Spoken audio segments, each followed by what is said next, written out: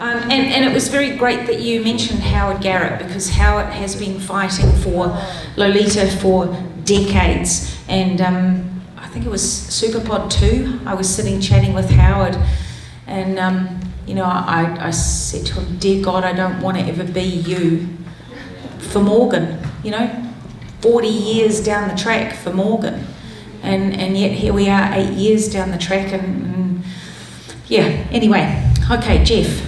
Go. Hey, thank you, everybody. Ingrid's going to do most of the talking here. We started to collaborate together. Well, we've been collaborating since about 2011 when you and Lori and people chimed in on our keto telecom paper. When John Jett and I, first got involved with, after Don was killed and began speaking out, we had already been, including with Carol back into the late 80s, we had already been talking about the dental issues that these orcas suffer in captivity, and we reported on the jaw popping phenomena, this behavioral stereotypies that Ingrid talks about all the time. And so we put that first paper together called Keto and Telecom Express the Stress of Orca Captivity, and Ingrid, we consulted with her on it and other people, and we wanted to originally put that first paper under peer review, but we were trying to get it published prior to the OSHA versus SeaWorld trial that was scheduled for February of 2011 initially, and it got pushed back, so that we probably could have got it peer reviewed before we put it together. But anyway, it worked out well. It was published at the Orca Project. If you haven't read it yet, it's got like 250,000 views, so it's actually been our most popular paper. But we wanted to break that paper down and into chunks and then get it peer reviewed. And we've been doing that. John and I have put out 3 papers and a chapter in the university book so far. Those 4 pieces are peer reviewed. And so at Superpod6. That's coming. All right. Spoiler alert. So we're just going to kind of go back and forth on these slides a little bit. I like Ingrid's voice better, so maybe she can do most of the talking. But thanks everybody for coming, and I know it's a long day, and thanks for hanging in there. Yeah, apologies that you guys have to sit through the 10-minute break for a talk. Okay, so as scientists, one of the things in our career is to get something peer-reviewed. And for those of you that don't know the process, it's long and involved. We don't get paid. We actually have to pay the journal to publish our work. It can be anything up to 3 or 4 years before something that you start on actually gets published. In this case, this was actually a relatively quick turnaround. So we're going to explain to you how it sort of came about. If we can get this to work. Wow. Oh, there we go. Okay, this one's yours. Yeah, this is a picture that Ingrid took of Porky, and what we noticed when we were actually working at SeaWorld is that there was 2 basic mechanisms of teeth wear. One of them was the stereotypy of grinding their jaw on the side of the angle of the corner of the pool. It's concrete. There's been papers written that animals do this to maybe help with stress and upset stomachs and stuff like that. But anyway, Corky clearly shows the grinding method of wearing her teeth out, and you can see that there. And then the other option, or the other cause of it, is the fracturing of the teeth.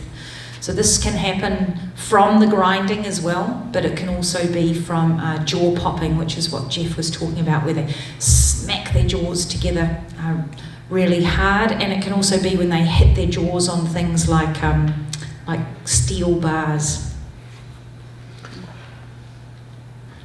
So this is just, I put a couple slides that I had made actually for Twitter, and I wanted to kind of get the word out there, because SeaWorld has talked, like they always do, a lot of propaganda about teeth in captivity. Ike shows the difference between both mechanisms. If you look at the back teeth right there, those have been busted off. What the animals will do, what the behavior of jaw popping is, it's kind of like the 2 whales will charge each other, especially if they're separated by a steel gate. And I've actually told SeaWorld, I recommended that they change the bars from horizontal to vertical, because that would not allow jaw popping to occur. But they don't listen to disgruntled ex-employees, so they haven't made any changes. But what happens is they'll charge each other and pop their jaws. Dolphins have there's been papers written about dolphin jaw popping in the wild, but the steel bar gets in the way and they fracture those back teeth, and that's what you can see in the very back of Ike's mandible there. And then also the front teeth right there get chipped in a similar method. And what SeaWorld has been doing is doing these pulpotomy procedures, which is where we would take basically a Dremel tool with a drill bit on it and drill that tooth out all the way down into the jawline. And so you would see the trainers flushing the fish debris out of the teeth, the cores of the teeth, 3 times a day. And so that's one of the most tragic things about captivity, is that the whales then become a medical issue, and that's why we talk sanctuary now instead of full release. Lolita is an exception. She's got excellent teeth, so she could actually be potentially fully released. Of course, that's what everyone's hoping for. Yeah, so SeaWorld was a bit freaked out when they saw this photograph, not only because Jeff had broken it down, but they were like, how did Ingrid get that photograph? They thought I'd sneaked into the park. Okay, so obviously the Voice of the Orcas team has an incredible history with having worked in the industry, and this is what makes whistleblowers so incredibly valuable in all these sorts of things that we've been talking about. And we've just listed a few of the examples and some of the animals. And with that, that SeaWorld can't dispute that, because these were their employees. It's not like someone like myself who's never been involved in any of these issues, actually doing it myself, writing a paper by myself. So this is what made part of the paper so powerful. And Jeff was telling me that many times while they're doing these things, and here we have a trainer flushing out the teeth, there would be one of them on the mic. Yeah, it was really a masterful play, because for years and years you can't do this behind a curtain. I guess you could these days, but these 3 times a day on every whale, you've got 9 or 10 whales. That's a lot of teeth flushings that are going on. So SeaWorld took that and spun it, and while you're doing the procedure, they're telling, hey, these whales get superior dental care than those in the wild. But they forget to mention the part where they break their teeth because of captivity. So that's one of the things we proved in the paper here. And, Yeah, well, so, I don't know, a lot of you know my backstory. The CNN, I think, either called Howard or the center, and Howard did the first handoff when Dawn was killed. So I ended up being on Anderson Cooper, like the day she died.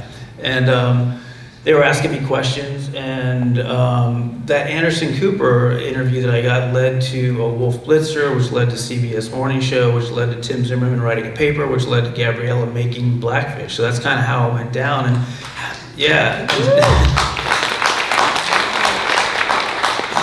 And, Margot just mentioned collaboration. So we had a really tight group. It included and Howard and Tim and myself and Ingrid, and we all started, snowballing a little bit. But this shows you on 3 days after Dawn was killed, I'm reporting back to Howard that, we're going to go with this teeth issue, because we thought early on that it would be easiest to exploit, because SeaWorld can talk about things like survival and try to muddy the waters, but with the teeth you have the direct visual evidence. So this is just an example of Howard and I communicating about that. Same thing. So within the first week that Dawn was killed, JJ, I actually used the connection that I got from the producers at CNN and said, hey, I've got another guy that wants to write an op-ed piece at CNN, and he did. And JJ started hammering the teeth issue as well. So what we had over SeaWorld, we had no money. We were both working, but we did have speed. Every time SeaWorld makes a decision, they have to have a board meeting, and we were just able to outmaneuver them. And so this is, me kind of handing off to JJ, basically. But that slide did show, I'm sending her pictures, right? And I just went on the internet and wrote broken teeth or something like that, or orca open mouth. I told her right there. So so once again, I'm talking to different people here. PETA reached out to me, I guess is why I put this one here, on March 24th, 1 month after Dawn was killed. PETA wanted to get involved, and PETA did some excellent work, especially Jeff Kerr and Jared Goodman on the legal end. But they reached out to me, and that's an example of a part of a thread. So I'm spreading the word about the teeth, basically. So what we're showing you here is that although the paper came out in 2017. Yeah. Yeah, God, it goes so fast. You know, the start of it was already happening only days after Dawn had been killed, and then the momentum is building. So that led to the paper that I mentioned that's been well read. It's still up at the Orca Project. I asked Colleen Gorman how many hits it had like over a year ago. It was like 165,000, plus it's posted at my Scrib site. So we know that it's been read over 250,000 times. This is one of the pieces that was in that paper, and I just wanted to talk about the paper and point you to the paper because it was a little more lay person friendly. I think it's a good start for anyone that hasn't read it yet. So I put the title on there. Please check that out. And then one of our colleagues who is on the paper with us, the final peer-reviewed paper, she actually is based in New Zealand. She's a Brazilian, and she was working at a university, and through an orca event in New Zealand where tragically we had 9 orca die, I had invited her to come and help. And we recovered all the teeth from that. And while we were doing all the necropsies and the stuff, she was talking to me about all of her papers. And I said to her, wow, you know, Carolina, you really have to be in on this game that we're doing at the moment. And you know, she's just pure science. She's not an activist. She's never been to a marine park. She wasn't aware of all of this stuff. And she was just fascinated in the fact that we had evidence and that we had an insight with these whistleblowers. So I went to Jeff and John and I said, what do you reckon, guys? Would you like a scientist who's actually published on dolphins' teeth? And these were the first papers that was specifically looking at assessing teeth, not just talking about them, but actually quantifying what the problems were. And you guys were very open to it. And again, it's this collaboration thing, you know, straight in there, and it really helped us because she had a very good insight to the literature. And she also had scoring methods, and so we could rely on her to help upskill us as well. I took this picture.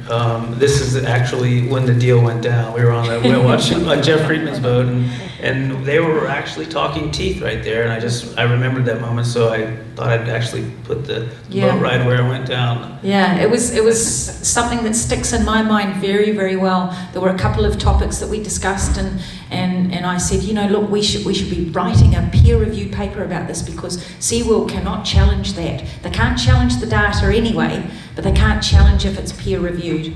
And I remember shaking these guys' hands and saying, let's do it. So from 2015 onwards, it was an uphill struggle, but we got there. So in the meantime, I was also working on a report from Loro Parque, or using the Loro Parque animals, with another one of the board members of the Free Morgan Foundation, Rosina Lisker, who's been at Superpod. Some of you might remember her from last time.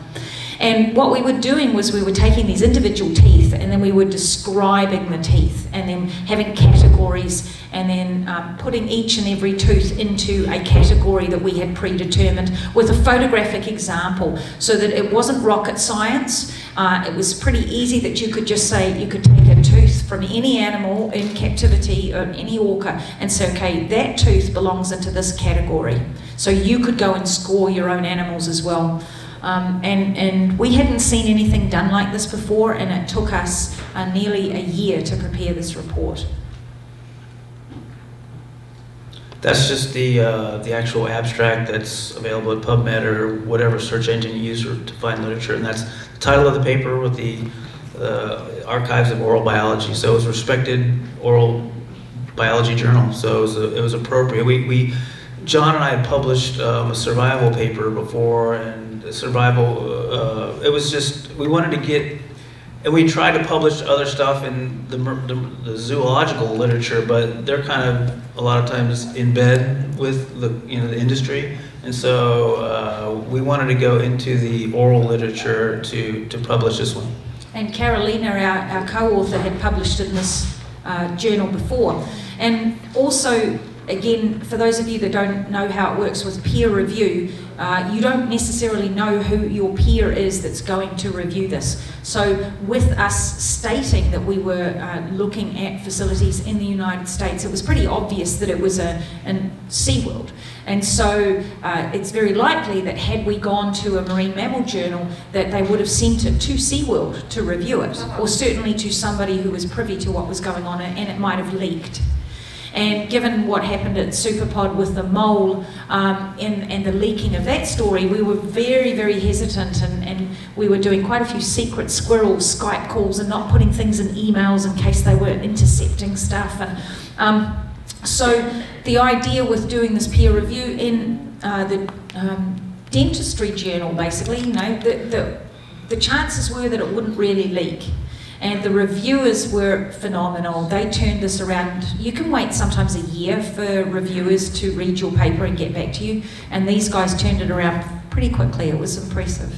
And so we wanted to just also put the paper in a little bit of a framework for you as well. So this isn't our results yet, but it's because we didn't look at free-ranging orca, we didn't look at wild orca. We purposely chose not to, because then you start to have a lot of other issues, and we just wanted to have a very tight paper.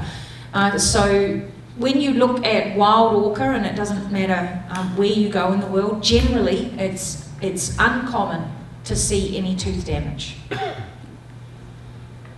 But you do see dental wear, right? So this is different than damage. This is just an everyday kind of thing that accumulates over time. And you can see at the top here, there's a little black line. That's where that tooth would have been had it not been worn down. And you can see on this tooth, it's just starting to do it in here. Now these are all to scale. They're the same scale. And it gives you an idea of the different morphology of the teeth based on the different ecotypes as well. So those animals are all adult males. One thing I would like to add, and we did base our scoring of teeth on a method that John Ford used on the wild orca in this area. So Yep. Thank you, John Ford. Yeah, John Ford did a lot of work on this too, yeah. Oh, yes, so broken or missing teeth are even rarer than just damage. Okay, so this is an important fact to keep in mind for what comes next. So yeah, this is, I think, Tillicum, or no, it's not Tillicum. Katina. It's Katina. Yeah, when I was working with Katina in the mid '90s, she was the matriarch and had a pristine mouth. And this shows you what happened from, I think this is a 2013 picture. So from '96, all of her teeth were intact, and this is what she looks like today. And it was really interesting because we kind of theorized a little bit why her mouth was so pristine. And my thought was that because she was the matriarch, she wasn't getting raked or displaced as much as the other whales. But for a time, Taima actually took over, and those two kind of battled it out. Taima died in 2010 with like a bunch of other whales that year, but I think her teeth damage actually started when Taima challenged her and became either co-matriarch or matriarch herself. So that's really interesting to me. So one of the spins that SeaWorld puts on their damaged teeth in the orca and the captivity situation is that in the wild, orca get damaged teeth like the offshore tooth that you saw there because of prey handling, and they claim, of course, that that's the main reason that their orca have it. And the most recent thing that we've seen them say is that orca don't have hands, so they manipulate objects in their environment. And those facts are true, but the claim that the teeth are being damaged because of prey handling, and yet you see them throwing food into the back of the mouth of the animals, and they very rarely touch the teeth. That cannot be enough of a contribution to cause the damage that we're seeing. And it's a different type of damage as well. So conspecific aggression, this is what Jeff was talking about, where animals can see each other, particularly through bars, but in this case this is Loro Parque, and if you note here they've put these bars over the top. This is used to be a sliding area for the animals to have fun, but then they found that they were attacking each other, so then they put, Yeah, then they put these low bars, and there's a chain here. You can't see it, but it actually goes underneath the whale and up across to the other side here. And there's another chain, you can just see it in there. So they put these low bars in. They went over the top of the low bars because their aggression was so strong. Then they put in a taller bar. They went over the top of that. Then they put in they welded these nuts on the top. Only one of the orca, Tukoa, went over the top, and he still bears the scars. Yeah, can you imagine any one of us doing that? It'd hurt like hell. But you imagine if you're an orca, and when you're halfway over, you've only got one choice, you've got to keep going. So this aggression is highly motivated. This is not just a, I don't like you kind of thing. This is serious, full-on attacks. We've already talked about this. This is one of the ways they destroy their teeth. They chew on concrete. It's a neurotic behavior. It's stereotypy. And you can see the whale doing it right there. Yeah, and it's very, very common. You can see it 10 or 15 times in 10 or 15 minutes in some of the facilities and some of the animals. But every single orca does this. So this is what we did. At the time when we did the study, Laurel Park, SeaWorld had not ditched their family of whales to Laurel Park. Sarcasm there. But yeah, so we looked at 29 whales. I think all of you know, since Morgan got pregnant, SeaWorld suddenly didn't own those whales anymore. But anyway, this is what we did. We looked at 29 whales. We used John Ford's method for grading the coronal wear or fractures, and we'll go into that in a second. Yeah, so we took photographs. Probably 80% of the photographs are my own from each of the facilities that I'd been to, and they were taken from the public area.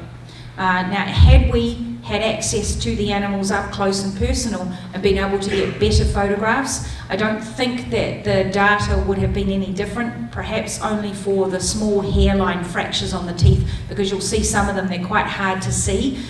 In many instances, I'm taking photographs as if you can imagine that you're sitting up in the balcony there, or even outside the building to the distance of where the animal is now. Using a long lens, but still, it was quite hard at times to get pictures. We looked at the 4 facilities, so California, Texas, Florida, and of course California, the Canary Islands, because that was the SeaWorld stable. And we wanted to use all of those animals for a number of reasons. The more you have, statistically, the better your results. But we also wanted to make sure that people didn't forget that these were SeaWorld's animals sitting in the Canary Islands, because so often that gets forgotten. So each tooth was scored, and we first of all assessed, was the tooth present or was it absent? And so we've given you an example of what that might look like. Then we looked at coronal wear, and that changed for each tooth. Some of them had very little, some of them had a fair bit of it. And then we looked at worn down to the gums. So of course, if you had a tooth that was worn down to the gum, then the coronal wear was all the way down, right? But it was also worn to the gum. We wanted to do that because in some cases teeth were very, very flat, but still raised above the gum. Then we looked at the drilling, the bore holes, and some of them were substantial and some of them were quite small. And Jeff and John had told me that they increase the size of the Dremel head as the decay sets in.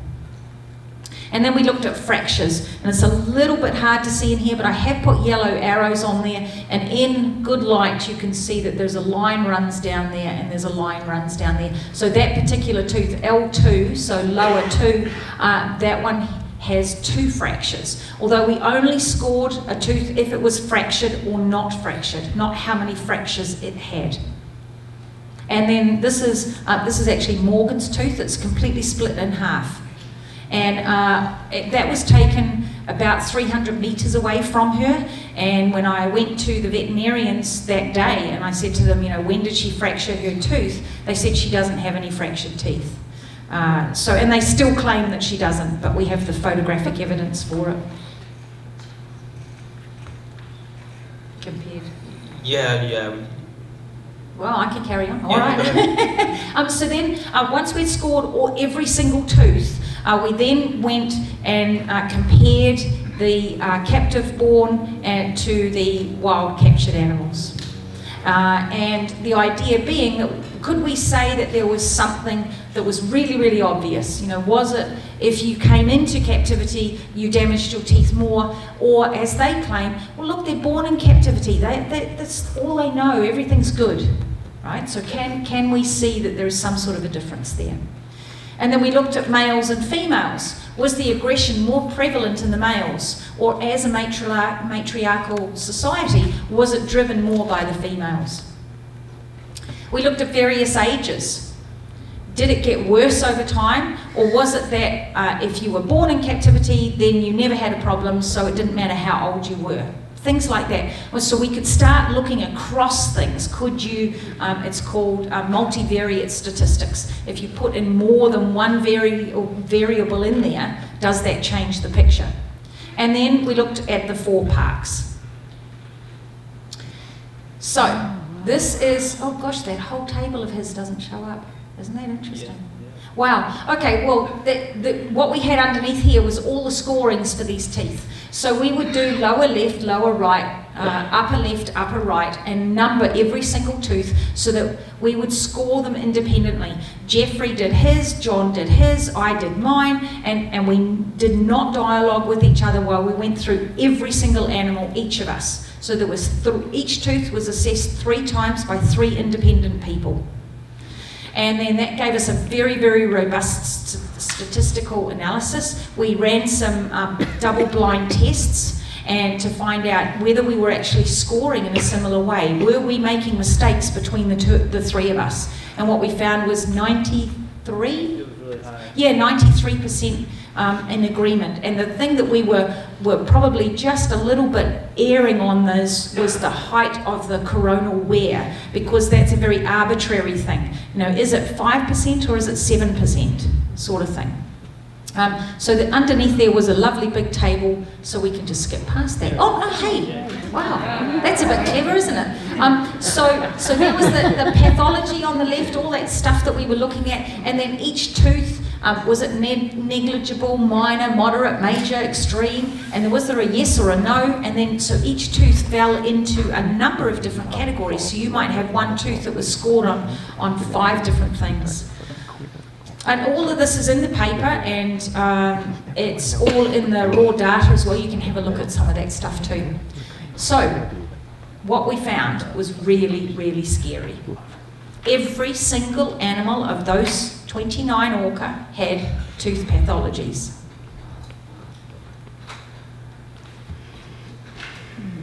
One thing to point out is the mandible is the lower jaw and the maxilla is the upper jaw. So when you see a lot of mandibular maxillary teeth phrases, just keep that in mind. What we noticed was that probably from them, using their lower mandibular teeth for feelers or nibbling on stuff, those were the most highly damaged teeth. And this photo from Ingrid clearly shows, 4 severely damaged teeth with 3 pulpotomy holes in them. Yeah, and it's worth keeping in mind that the upper lip of orca, it's not like ours, it doesn't flap in the wind if you get out there and they're very, very fibrous, and if you're doing a necropsy and you're trying to remove the lips so that you can get at the skull to prepare it for cleaning, you can go through 2 or 3 knives just cutting off the lips.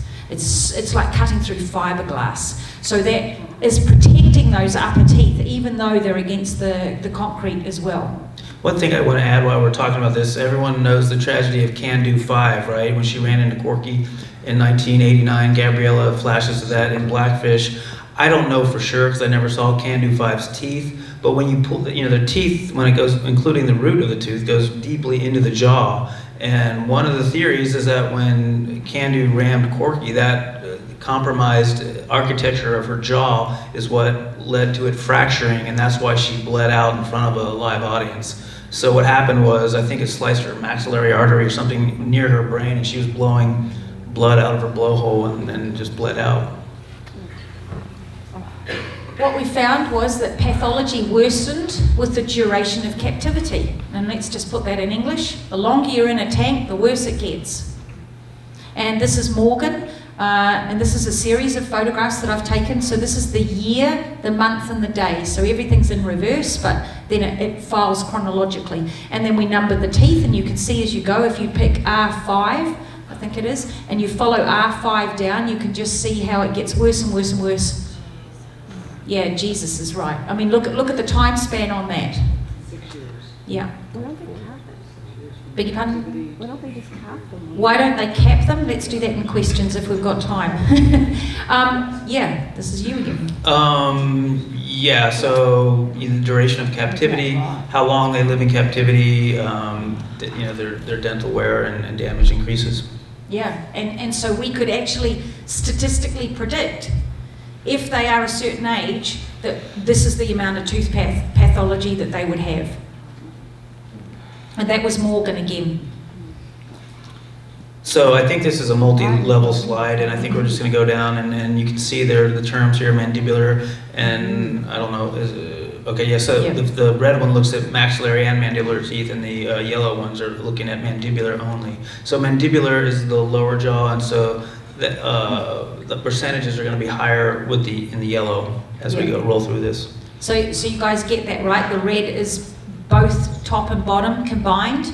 So in this case, 63% of them had varying degrees of the top of their teeth worn. But if you're only looking at the bottom jaw, it was 67%. So there's not that much difference in terms of the wear in this case. But on we go. So worn at or below the gum line, about a 10 or 11% difference. Fractures, not that much difference, but 16% of the teeth. So remember, this is every single animal's tooth and every single tooth that we had a photo of. Bore holes is pretty high, much lower in the bottom. And I asked Jeff and John about this. I said, why is that? And they said, well, it's actually really hard to drill to get the whale to lie upside down and drill their teeth, whereas you can get them to position at the stage and drill their teeth easier from when they're in the lower jaw.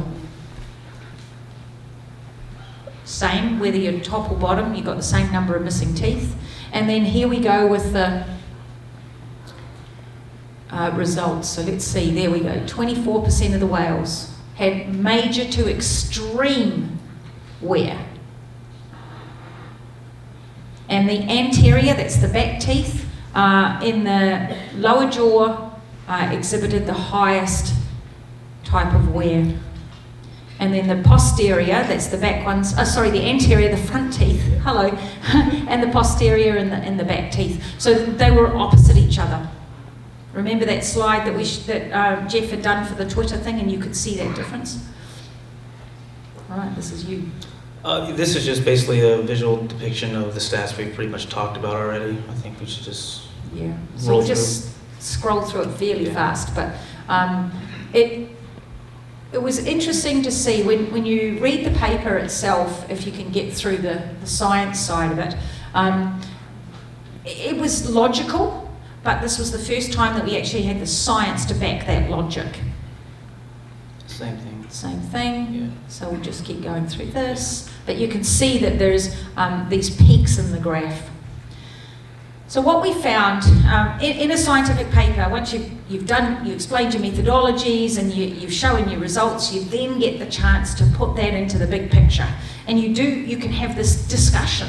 And in that discussion, you can say, well, this is what we think, and this is why we think that, and this is how we interpret the results. So we were interpreting this as it's chewing on concrete and the tanks and the metal gates.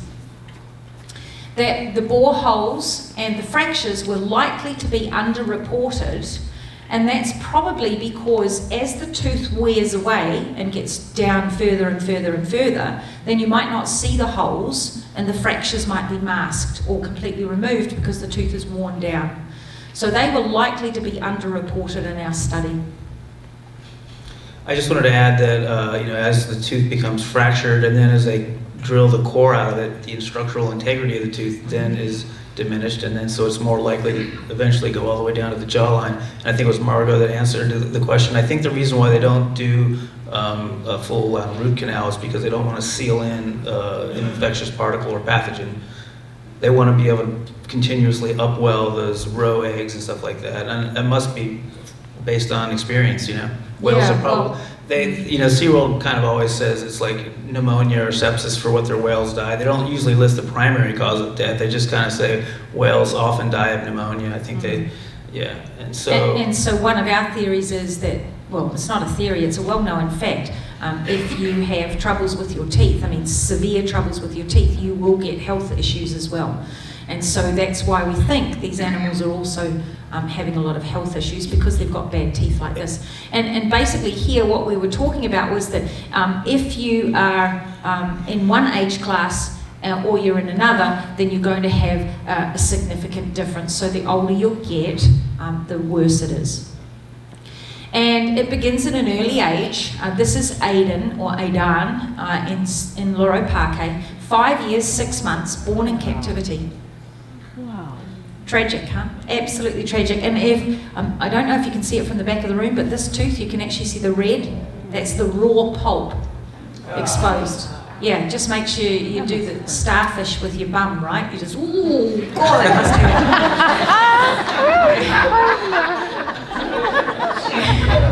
I never thought I'd hear you say that. in public, on film.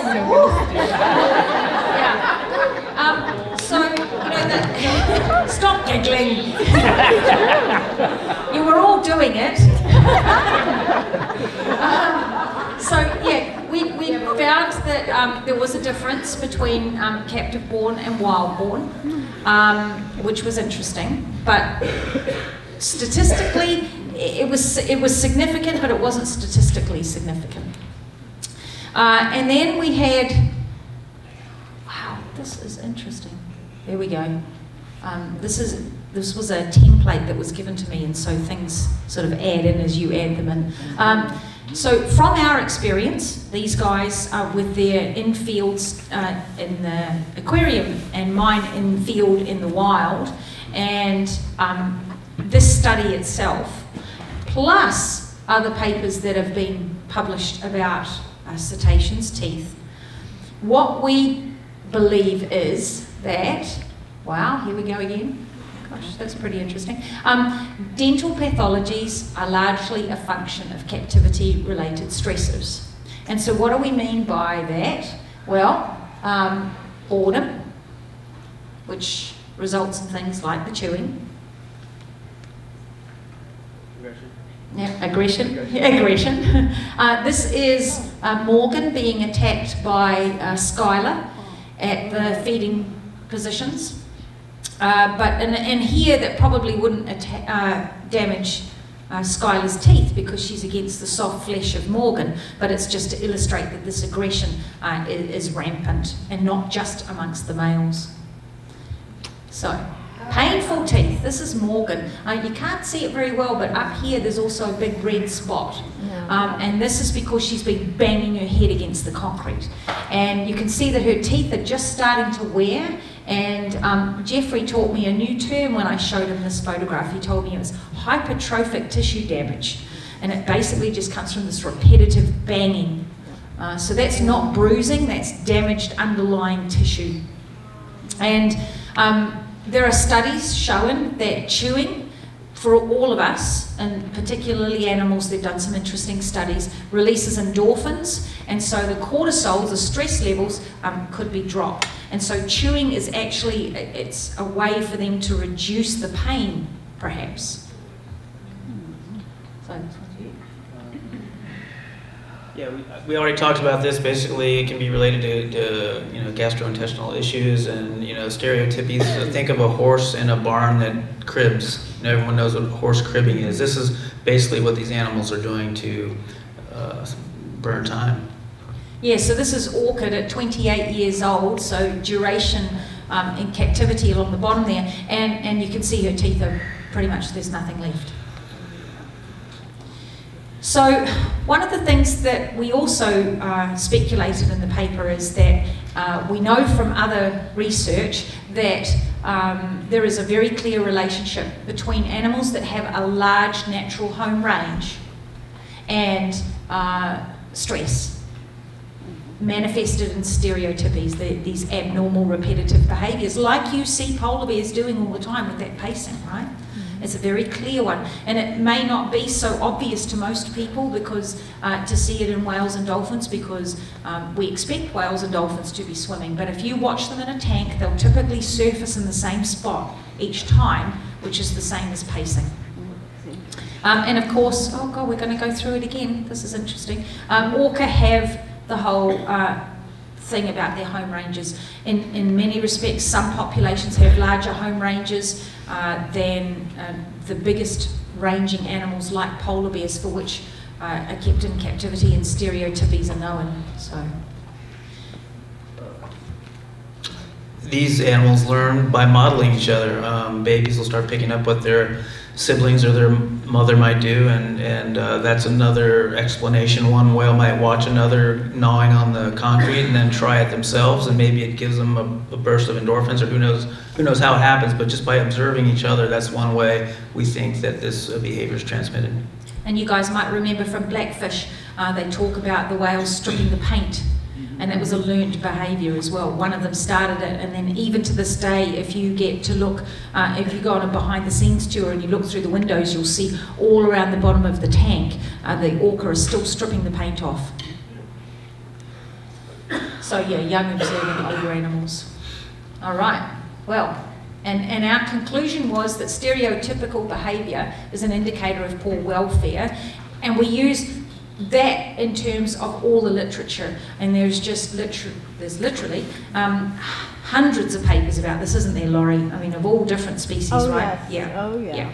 And so Loro Parque, SeaWorld, it doesn't matter what facility telling you that these abnormal repetitive behaviours have nothing to do with welfare. The literature is proving them wrong, and we have shown that these stereotypies in terms of the teeth are linked to the issues that we're seeing, and so it's kind of the circular argument that we were using, but it's quite an effective one to be able to argue, particularly if we're in court or something like that.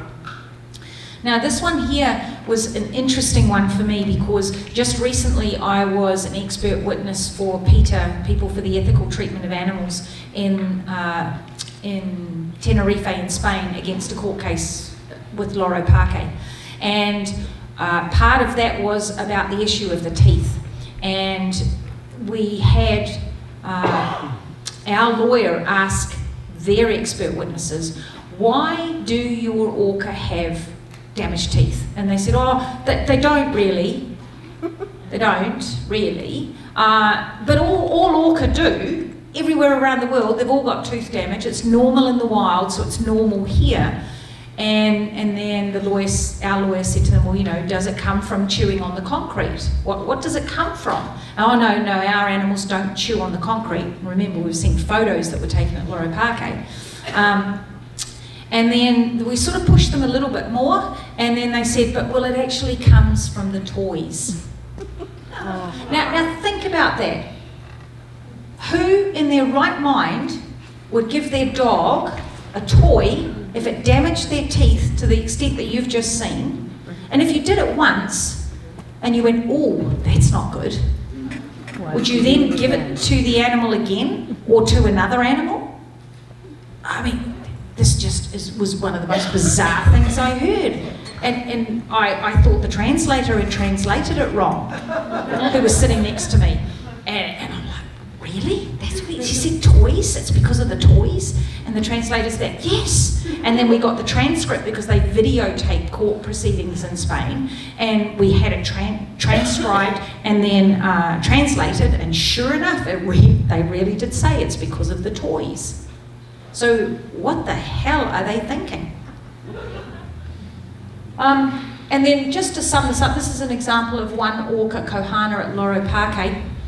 Jeff and John and Carolina and Jordan Waltz, who was with us on the paper, we were a little concerned that SeaWorld might make some sort of a hoo-ha about this in terms of coming after us. We knew that we were solid on the evidence.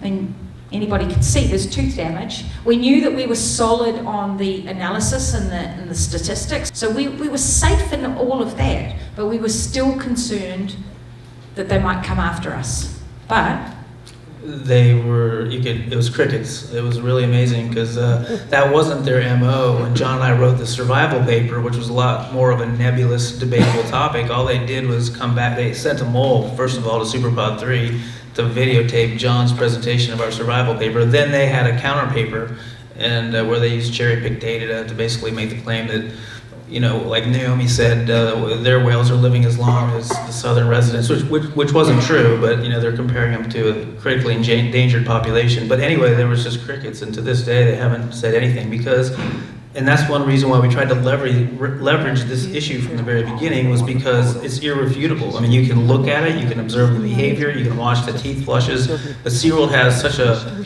good control over the entire industry, actually. When Dawn was killed, they basically put the lockdown on anybody that worked in the zoological industry, and that's one thing about Carol, John, and Samantha and myself, is that we had all moved on to different fields altogether, so we weren't worried about repercussions professionally, although I mentioned to Katie the other day, I was worried about being labeled a whistleblower as I'm looking for a new job. That wasn't, no one wants that. But anyway, it's really been amazing that they haven't said anything. And Laura Parker, I don't know if any of you read their blogs, but if you need a good laugh, some of them are just hysterical.